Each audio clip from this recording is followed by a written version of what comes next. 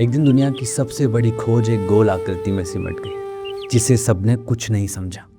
वही था सब कुछ की कुंजी, और उस खोज का नाम था शून्य। लेकिन ये केवल गणित का नहीं था, ये अस्तित्व का दर्शन था, और इसे समझा नहीं गया क्योंकि ये समझ से परे था। जब दुनिया गिनती को लकड़ी की छड़ी से जोड़ रही थी, भारत के ऋषि संख्या को चेतना से जोड़ रहे थे। भारत में सबसे पहले आर्यभट्ट 476 ईस्वी ने गणनाओं में शून्य का प्रयोग किया, लेकिन असली सूत्र दिया ब्रह्मगुप्त ने 628 ईस्वी में। उन्होंने शून्य को सिर्फ खाली नहीं बल्कि गणितीय इकाई माना। शून्य से शून्य जोड़ो तो शून्य, शून्य में संख्या जोड़ो तो वही संख्या, पर शून्य को शून्य से विभाजित नहीं किया जा सकता। तब तक रोम, यूनान, चीन कोई भी शून्य की संख्या नहीं मानता था। अरबों ने इसे भारत से सीखा और शून्य का नाम पड़ा सिफर। यही आगे चलकर इंग्लिश में बना जीरो। दुनिया भारत को जानती है योग से, लेकिन भारत की सबसे बड़ी देन थी शून्यता। आज आप कंप्यूटर चला रहे हैं, मोबाइल इस्तेमाल कर रहे हैं, ये सब बाइनरी सिस्टम 0 से 1 पर आधारित है। इस जीरो की संभावना ही है आधुनिक तकनीक की आत्मा। वैज्ञानिक कार्ल सागर ने कहा था, भारतीय गणित का सबसे क्रांतिकारी योगदान शून्य है। बिना इसकी कोई भी विज्ञान संभव नहीं था। नासा के वैज्ञानिक मानते हैं कि zero is not nothing, it's the portal to everything.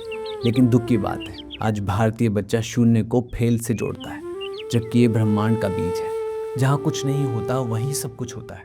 उपनिषदों में कहा गया है कि पूर्णमदः पूर्णमिदं पूर्णात् पूर्णमुदच्यते पूर्णस्य पूर्णमादाय पूर्णमेवावशिष्यते। अगर आप पूर्ण से पूर्ण निकाल दें तब भी पूर्ण बचता है। यही शून्यता है। बुद्ध ने इसे कहा शून्यता, यानी आत्मा नहीं, अहंकार नहीं, बस शुद्ध अस्तित्व। ओशो ने कहा, जो स्वयं को शून्य कर देता है वही ब्रह्म हो जाता है, क्योंकि जब तुम नहीं होते तभी परमात्मा प्रकट होता है। योग, विपश्यना, ध्यान, सबका लक्ष्य है मन के विकारों को शून्य करना, तभी तुम साक्षी बनते हो। जो भीतर शून्य हो गया वही बाहर पूर्ण हो गया।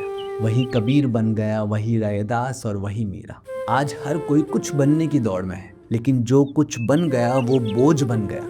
जीवन का असली रस उसी ने चखा जो कह सका, मैं कुछ नहीं, मैं खाली हूँ। शून्य होना डरावना लगता है, क्योंकि समाज ने हमें सिखाया है खाली होना कमजोरी है।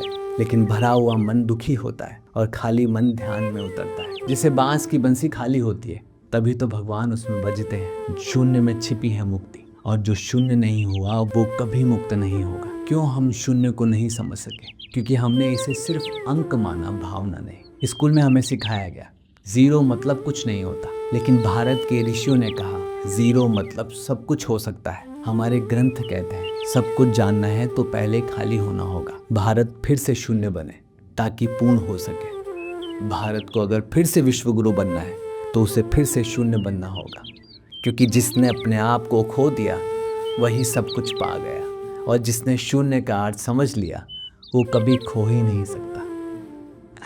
नमस्कार।